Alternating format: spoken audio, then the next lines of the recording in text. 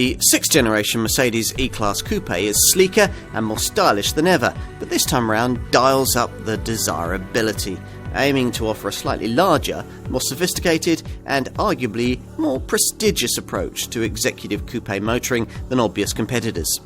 It does so with a more efficient engine for the volume version, plus astonishing technology and comfort that makes you question the need for a larger, more expensive, full luxury segment coupe model.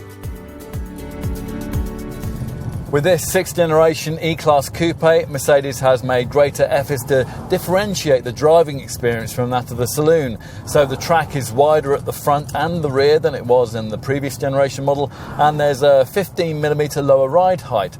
Both are changes intended to make this car feel more planted through the corners, and that might also see you noticing the slightly stiffer damping. In addition, the variable ratio steering has been sharpened a little in comparison to the setup used in the saloon, and that's an attempt to make it feel more direct. It isn't quite enough to make this car feel as responsive as pricier versions of slightly smaller coupes like the BMW 4 Series and the Audi A5. There is more body lean and there's less steering feel than you get in cars of that kind. Still, spec'd correctly, this E-Class Coupe can still be quite rewarding to drive, and through fast-flowing bends, it has as fine a chassis balance as you could wish for.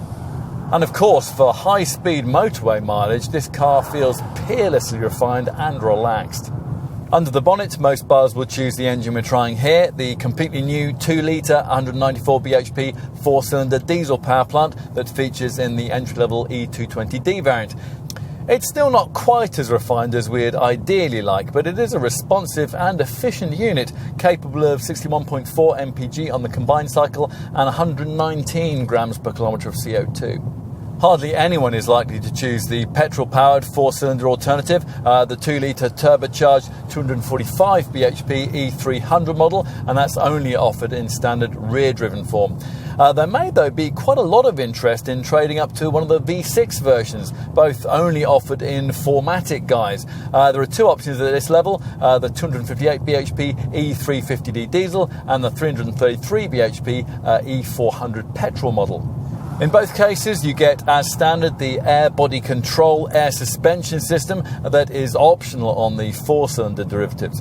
This setup can be fine-tuned via the various settings of the dynamic select driving mode system, which influences throttle response, steering feedback, and the reactions of the standard silky smooth 9G-tronic plus 9-speed automatic gearbox that all E-Class Coupe models have to have.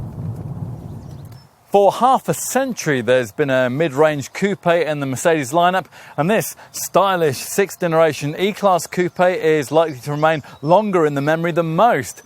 The most elegant touch is one we particularly like, the pillarless side profile that references the Mercedes W114-8 of 1968, the coupe that's recognised as the originator of this model line. The absence of this central bar, together with the frameless window design, means that with everything opened up like this, you get this wonderful sense of airy freedom that on the move is further enhanced if you've also selected the optional panoramic glass sunroof. Time to take a seat inside, at which point Mercedes' now traditional belt buckler hands you your seatbelt over your shoulder on an extending arm. A nice little touch that really sets the tone for this car. Take a look around and you'll find that, as expected, apart from a few extra trimming panels, the basic architecture of this cabin is shared with the E-Class saloon, the only really unique difference being these more distinctive air vents. There are no fewer than 4 of them here in the centre of the fascia, all with styling that is supposed to echo the look of a turbine engine. The other main cabin talking point is this double screen instrument panel, which is standard on the 6-cylinder models but optional on 4-cylinder variants like this one. It combines a 12.3-inch virtual instrument display with a second centre dash command online monitor of the same size. Both screens fit into a single frame. Time to take a seat in the rear. Now, once you are in the back, there are certainly signs of improvement over what went before. The 113mm increase in wheelbase does indeed translate into extra stretching space. There's 74mm more knee room, plus thanks to 74mm of extra body width, there's 34mm more space for your shoulders.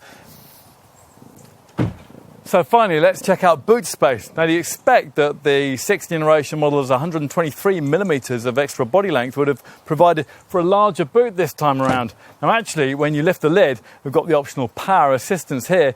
You find that the reverse is true, there being actually 25 litres less than there was before, the total now being 425 litres. Now, should you want to carry longer items, the split folding rear seat has two outer larger sections and a narrow middle portion that's ideal for pushing through skis or golf clubs. So, how to sum up? Well, in driving this car and in owning it, you feel another more elegant level away from owners of the brand's less aspirational C-Class coupe, and a cut above the sporting two-door models of that car competes with, coupes like BMW's 4 Series and Audi's A5. There's a maturity and a class here that those sporty rivals lack. I mean, they could never be considered as a wise and cost-efficient alternative to spending £30,000 to £40,000 more on a Maserati Gran Turismo or a BMW 8 Series. This Mercedes could be. And that just about sums it up.